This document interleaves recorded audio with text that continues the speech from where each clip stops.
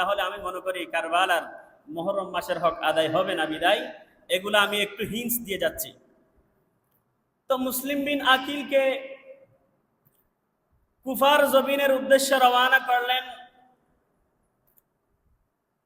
মুসলিম বিন আকিল যখন রওনা হচ্ছেন, তার দুইটা সন্তান আছে, মাসুম বাচ্চা, ছোট ছোট, উপযুক্ত বয়স হয় নাই। তারা দুইজন কান্না করতে লাগলেন, বাবা আপনি চলে যাচ্ছেন, আমাদেরকেও সঙ্গে নিয়ে চলুন। রওনা হয়েছে, নিয়ে গিয়েছে।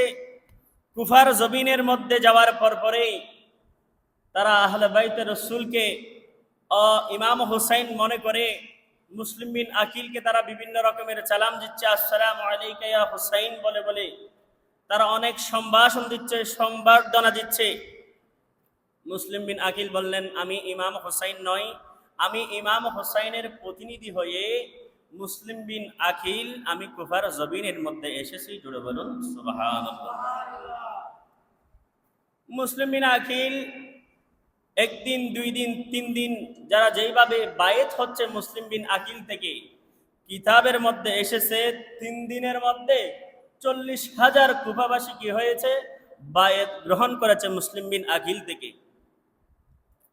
তো মুসলিম বিন আকিল এই পরিবেশ এবং পরিস্থিতি দেখে একটি চিঠি লিখলেন। চিঠি লিখে ইমাম হুসাইনের কাছে পাঠালেন। এই কুফার অবস্থান অনেক ভালো, তারা নবী পরিবারকে অনেক দেখতে পারে।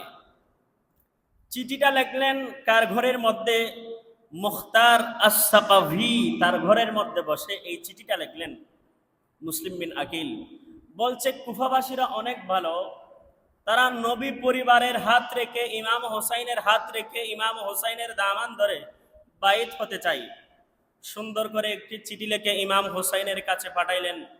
ইমাম হোসাইন চিঠিটা পাওয়ার পরে, ইমাম হোসাইন চিঠির দাওয়াত পাওয়ার পরে সেদিক থেকে রওনা হলেন। এইদিকে 40,000 বাইত হওয়ার পরে কিছু মুনাফিকরা, কিছু এজিদিরা, ইবনে জিয়াদের কিছু গোষ্ঠীরা, কওমরা দামেস্কের মধ্যে এজিদের কাছে চিঠি পাঠালেন। বলে যে আপনি দামেস্কের জমিনের মধ্যে ঘুমাচ্ছেন, এইদিকে ইমাম হুসাইনের প্রতিনিধি মুসলিম বিন আকিল এসে নবী পরিবারের হাত রেখে অসংখ্য অগণিত যেইভাবে বাইত হয়ে যাচ্ছে, ভবিষ্যতে এজিদির একজন কর্মীও পাওয়া যাবে না। এজিদ যখন এই কথা শুনেছে, এই চিঠি যখন পেয়েছে, তখনকার কুফার মধ্যে যিনি গভর্নর ছিলেন তার নাম হচ্ছে নোমান বিন বশির। নোমান বিন বশির রাদিয়াল্লাহু তাআলা আনহু, তিনি একজন সচ্চা আশিক রাসূল ছিলেন। তিনি ছিলেন কুফার জমিনের মধ্যে গভর্নর ছিলেন সেখানকারের মধ্যে। এই চিঠি পাওয়ার পরে এজিদ, এই চিঠি গ্রহণ করার পরে এজিদ সেখানকারের মধ্যে তৎক্ষণাৎ সিদ্ধান্ত নিয়ে গভর্নর পরিবর্তন করলেন। গভর্নর পরিবর্তন করে ইবনে জিয়াদ মুনাফিককে, বেঈমানকে, নবী পরিবারের শত্রুকে সেখানকারের মধ্যে গভর্নর নিযুক্ত করলেন। শুরু হয়ে গেল তাণ্ডব। নোমান বিন বশির রাদিয়াল্লাহু তাআলা আনহুকে তৎক্ষণাৎ সিদ্ধান্ত নিয়ে গভর্নর পরিবর্তন করলেন এবং গভর্নর বানালেন তাকে ইবনে জিয়াদকে। ইবনে জিয়াদকে গভর্নর, কুফার গভর্নর বানাইলেন এবং ইবনে জিয়াদ গভর্নরের সিংহাসনে বসে অনেক অসংখ্য অগণিত গুপ্তচর সৃষ্টি করলেন। গুপ্তচর সৃষ্টি করে বলে যে মুসলিম বিন আকিল কোথায় রয়েছে, মুসলিম বিন আকিলের 2 সন্তান কোথায় রয়েছে, চতুর্দিকে গুপ্তচর লাগিয়ে দিলেন। সেখানের মধ্যে এমন একটি সময়ে, এমন একটি দিনের মধ্যে সবাইকে ওই কুফার দামেস্কের জামে মসজিদের মধ্যে দাওয়াত করলেন। সবাই একসাথে হয়ে সেখানের মধ্যে নামাজ আদায় করলেন। নামাজ আদায় করার পরে সেখানকারের মধ্যে ইবনে জিয়াদ বক্তব্য রাখলেন। বলে যে তোমরা যারা মুসলিম বিন আকিলের হাত থেকে তোমরা বায়েত হয়েছো, বিভিন্ন কথাকে অপব্যাখ্যা বানিয়ে সেখানের মধ্যে তাদের কানে দিয়ে দিলেন। এবং যারা সেখানে বাইত হয়েছে 40,000, কিতাবের মধ্যে আরো অসংখ্য এসেছে, সবাই নামাজের পরে পালিয়ে চলে গেছে। শুধুমাত্র 500 জন সংখ্যক দামেস্কের জমিনের মধ্যে ছিল, আর বাকিরা সবাই পালিয়ে গেছে। পালিয়ে যাওয়ার পরে সেখানকারের মধ্যে ইবনে জিয়াদের সাথে মুসলিম বিন আকিলের সাথে বিভিন্ন কথোপকথন হয়েছে, বিভিন্ন কথা বলেছে। ইবনে জিয়াদ মানুষের কানে কানে ঢুকিয়ে দিচ্ছে, বলে যে নবী পরিবারের ইমাম হুসাইনের প্রতিনিধি হয়ে এখানের মধ্যে এসে মানুষকে পথভ্রষ্ট করছে, নাউজুবিল্লাহ। এইরকম বিভিন্ন প্রচার করে দিয়েছে কুফার জমিনের মধ্যে ইবনে জিয়াদ। তখনকারের মধ্যে তিনি ছিলেন কি? গভর্নর। কুফার গভর্নর ছিলেন কে? ইবনে জিয়াদ। তো ইবনে জিয়াদের সাথে মুসলিম বিন আকিলের সাথে বিভিন্ন কথোপকথন হয়েছে। বিভিন্ন কথোপকথন হওয়ার পরে এক প্রকারে ইবনে জিয়াদ এমন একটি সিদ্ধান্ত নিয়েছে, বলে যে তোমরা যে যেখানেই থাকো না কেন, আমার গুপ্তচর তোমরা যেখানেই থাকো না কেন, যে মুহূর্তে যেখানেই পারো, যেখানেই তোমরা দেখো, মুসলিম বিন আকিলকে তোমরা গ্রেফতার করো। জোরে বলুন নাউজুবিল্লাহ।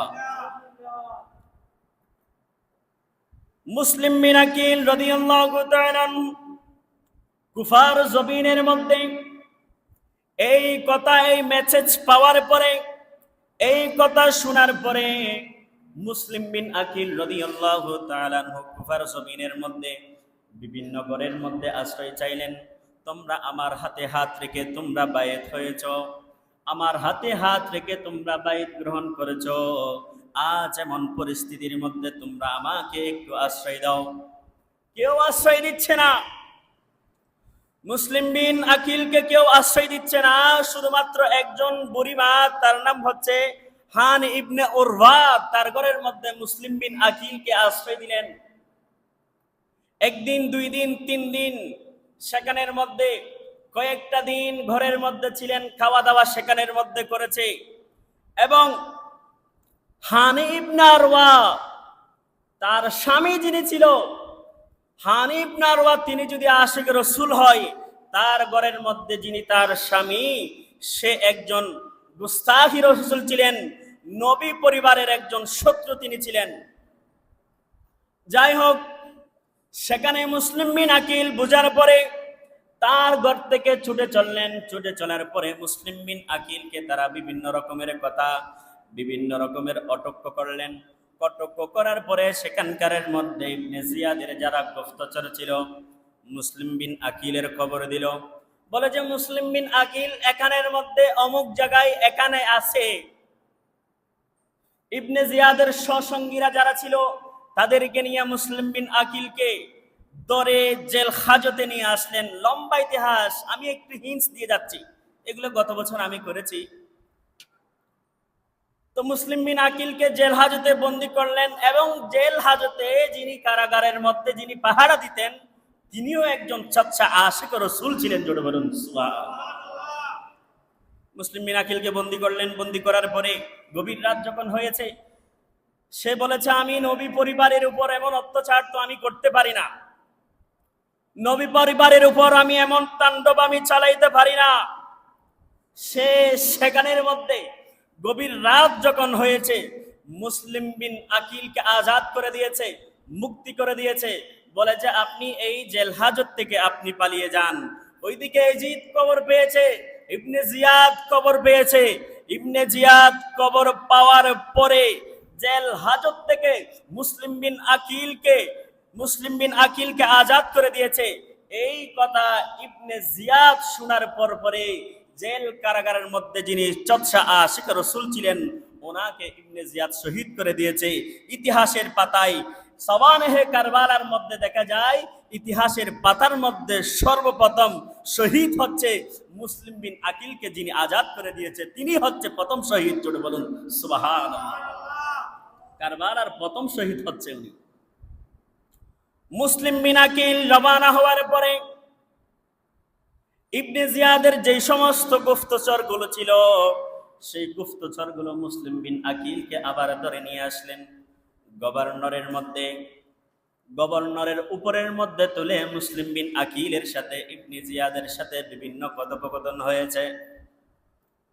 বলে যে কুফার জমিনের মধ্যে আপনি এসে দ্বীন এবং ইসলাম প্রসারের নাম দিয়ে বিভিন্ন রকমের কথোপকথন হয়েছে।